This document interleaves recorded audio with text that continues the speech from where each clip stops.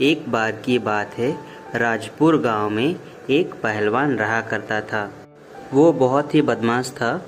गांव के बड़े बड़े लोग उसे पैसे देकर काम कराया करते थे।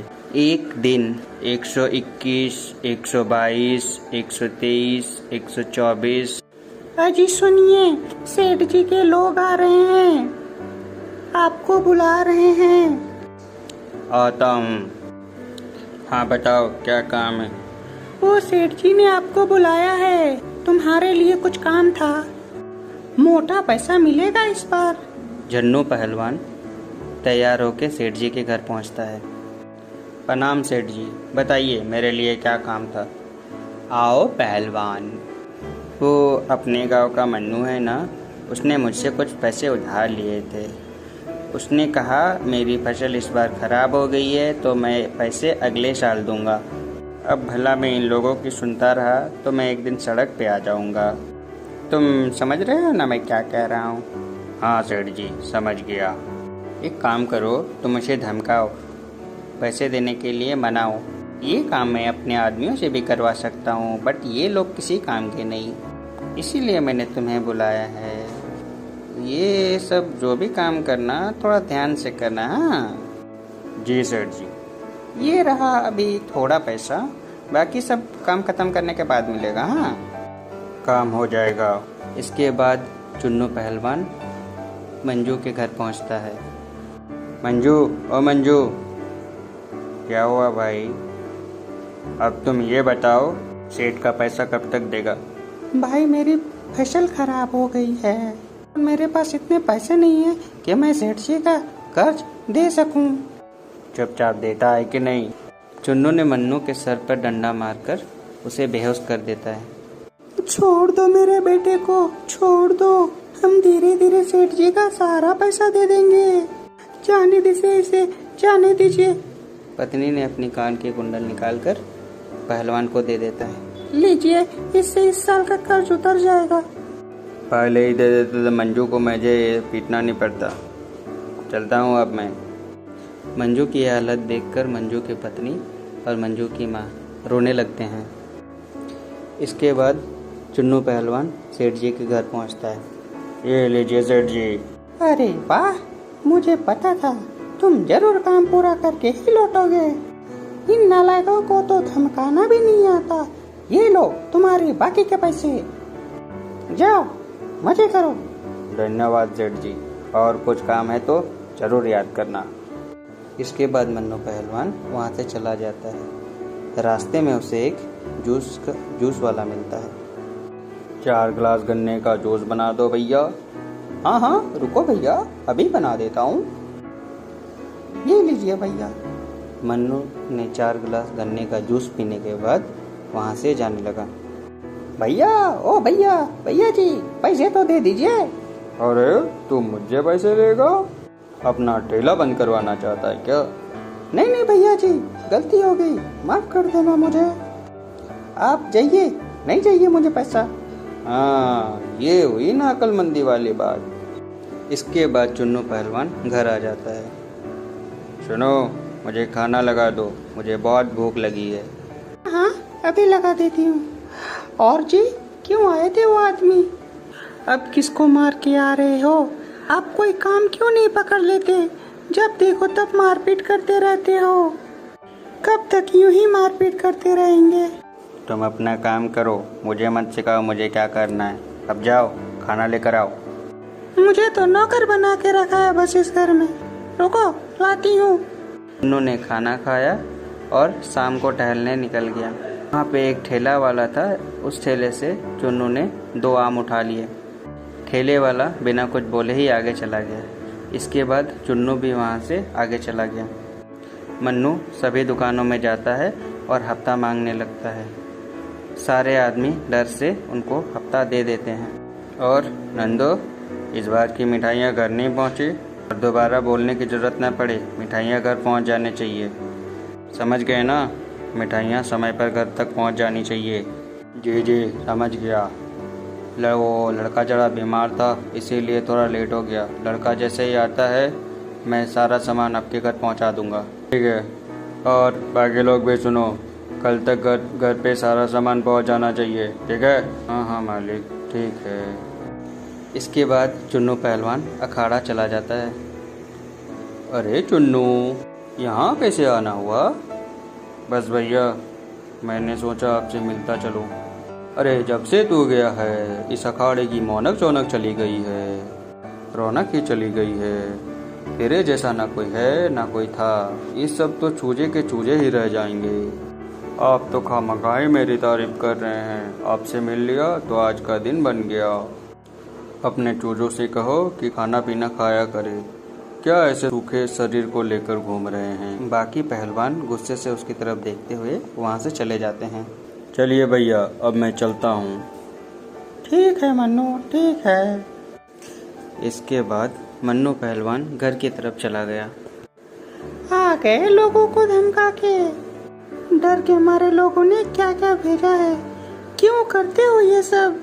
जब देखो कच कच करती रहती हो, चुप रहा करो तुम। जिसे तुम मेरा डराना धमकाना कहती हो ना, इसी के बदले घर में राशन आता है। तुम्हारे लिए साड़ियाँ आती है, और ये जो बढ़िया बढ़िया चीज़ तुम देख रहे हो ना, वो आती है। आज के बाद अगर तुम कुछ बोली ना तो मैं तुम्हें मायके भेज दूंगा। जब देखो सर में दर्द लगा रखा है। वो रोते रोते अंदर चली जाती है। उस दिन दोनों बिना खाए सो जाते हैं, और उस दिन के बाद दोनों में बातचीत बंद हो जाती है।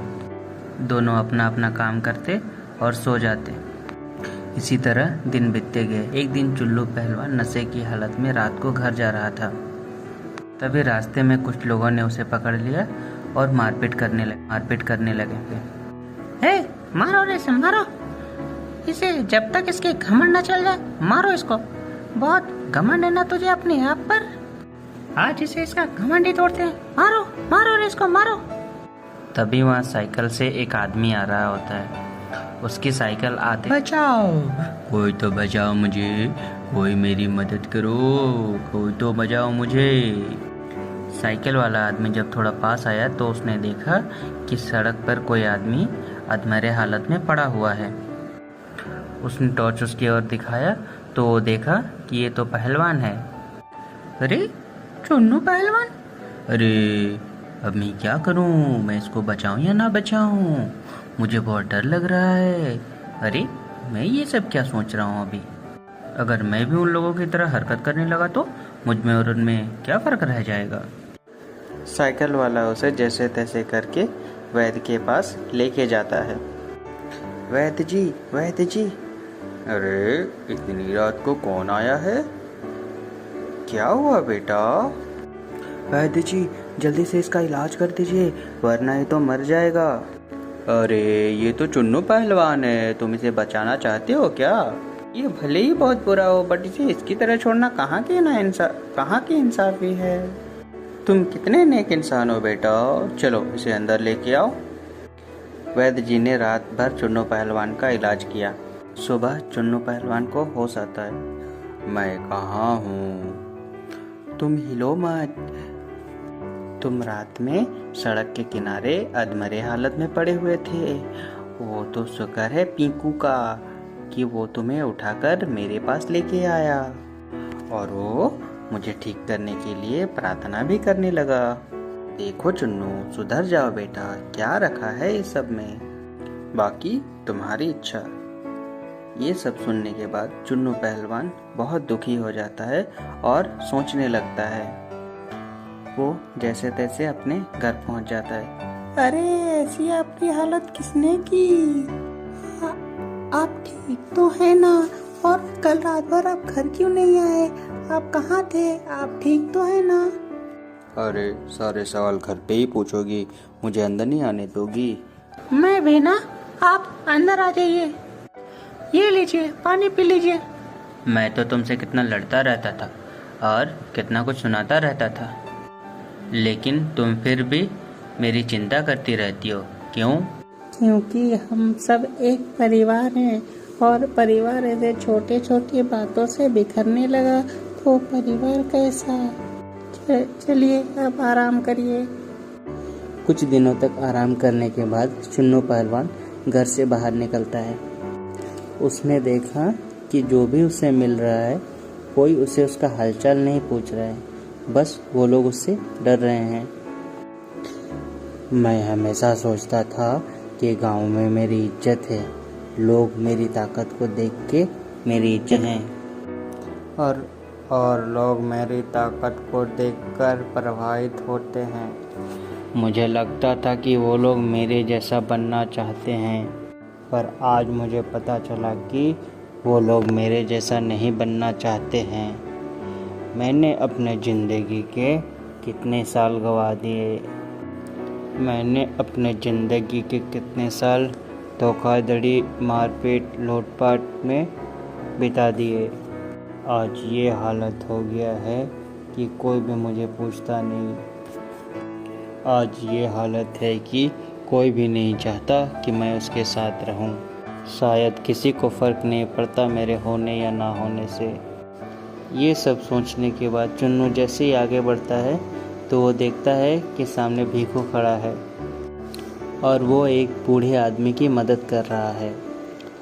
खुश रहो, सदा सुखी रहो, भगवान तुम्हारा भला करे। मैं तो चाहता हूँ कि मेरा पोता भी तुम्हारे जैसा ही बने। अरे चचा, अच्छे संस्कार कभी बेकार नहीं जाते। आप बस उसे एक अच्छा इंसान बनाइए। अगर आप उसे अच्छा इंसान बना देते हैं तो आप जैसा चाहते हैं वो वैसा ही बन जाएगा। सही कहा बेटा तुमने। चलिए चाचा, ध्यान रखिए अपना, मैं तो चलता हूँ। ओके बेटा, खुश रहो। इसके बाद चुन्नू पहलवान भीखू के पीछे पीछे भीखू के घर पहुँच जाता है। भीखू, अरे तुम यहाँ क्यों आए हो? मैं जानता हूँ कि मैं तुम्हारे साथ गलत किया हूँ, लेकिन मैं अब तुमसे माफ़ी मांगने आया हूँ। मुझे माफ़ कर दो। तुम्हें माफ़ करके क्या फ़ायदा? कल फिर तुम किसी और के साथ वैसे ही करोगे। तो तुम ही बताओ, तुम्हें मैं माफ़ कैसे कर सकता हूँ? और माफ़ करके क्या फ़ायदा? तुम्हें बचाना मेरी जिम्मेदारी थी। तुम्हारे जगह कोई और होता तो मैं उसे भी बचाता। आज के बाद मैं गुंडागर्दी छोड़ के कुछ काम करूँगा। पता नहीं आज मुझे अपने आप पे शर्म आ रही है। मैंने तुम्हें चोट पहुँचाई और तुमने मेरी जान बचाने के लिए एक बार भी नहीं सोचा। अगर ये बात है तो मैंने तुम्हें माफ़ किया। जाओ, ज़िंदगी में कुछ अच्छा काम करो। इसके बाद चुन्नू पहलवान अपने घर चला जाता है। घर पहुंचने के बाद मन्नू पहलवान को उस पुराना सब कुछ याद आने लगता है कि कैसे वो लोगों को परेशान किया करता था, कैसे वो सेठ के कहने पर लोगों से मारपीट किया कर सिखाएगा और योजना बनाने लगा। अगले दिन कुछ लोग मल्लू पहलवान के घर पहुंचते हैं। मन्नू, हाँ बताओ। अरे सेठ ने बुलाया है तुमको? ठीक है, अभी आता हूँ। सब के सब सेठ जी के घर पहुँचते हैं। आओ मन्नू, तबीयत ठीक है तुम्हारी? हाँ सेठ जी, ठीक है। अरे वो अपना गिरधारी है ना, वो कर्जा ले रखा था कुछ महीने पहले अपनी बेटी की पढ़ाई के लिए। बेटी को पढ़ा लिखा रहा है वो तो ठीक है, लेकिन पैसा देगा कि नहीं? देख मन्नू, तू जा और सबक सिखा के आ, और ज़्यादा नौटंकी करे तो उसकी बेटी को उठा कर लेते आना। जब बेटी के ऊपर बात आएगी तो वो सब पैसा दे देगा। क्यों, कैसी लगी मेरी योजना? वाह सेठ जी, बहुत बढ़िया, बहुत अच्छा लगा आपका आइडिया। तभी मन्नू ने फ़ोन उठाया और कहा, अंदर आ जाओ। देखते ही देखते पूरा गांव घर के अंदर आ जाता है। क्या हुआ भाई, अंदर क्यों घुसे चले आ रहे हो? धर्मशाला है क्या मेरा घर? और देखते ही देखते सारे लोगों ने सेठ जी और उसके आदमी को घेर लेता है। अच्छा, तो वो मेरी बेटी को उठाएगा? तभी एक आदमी गिरधारी को डंडे से मारने वाला था कि तभी मन्नू ने उसका डंडा पकड़ दिया। ये देखकर सारे लोग उन पहलवानों को मारने लगते हैं। मन्नू का ध्यान सेठ पर जाता है जो वहाँ से भाग रहा होता है। तभी मन्नू उसको पीछे से पकड़ लेता है। कहाँ जा रहा है? चलो भाइयों, इसे भी दिखाते हैं थोड़ा डंडे का स्वाद। उसके बाद सब लोग सेठ जी को भी मारने लगते हैं। तभी वहाँ पुलिस आ जाती है। साहब, इसे ले जाइए, ये लोगों के मजबूरियों का फ़ायदा उठाता है। ये गांव वालों को कर्ज देता है और ब्याज बढ़ा बढ़ा कर उसकी ज़िंदगी हराम कर देता है। हाँ साहब, अगर समय पे ना दो तो ये मारपीट करने लगता है। तुम सब चिंता मत करो, मैं इसे देख लूँगा। अरे चुन्नू भाई, आज तुम्हारी वजह से मेरी बेटी सही सलामत है। लगता है तुम बदल गए हो। अच्छी बात है पहलवान जी। साहब, इसे भी पकड़ लो, ये मेरी हर काम में साथ देता था। नहीं साहब, ये झूठ बोल रहा है। एक्चुअली इसी की वजह से पकड़ा गया है ना, इसीलिए झूठ बोल रहा है। ये चुन्नू, इसकी कोई गलती नहीं है। इसके बाद पुलिस सेठ को पकड़ के ले जाती है। Please share, subscribe, please comment कर देना। वीडियो अच्छा लगे तो शेयर कर देना और सब्सक्राइब भी कर देना। Thank you.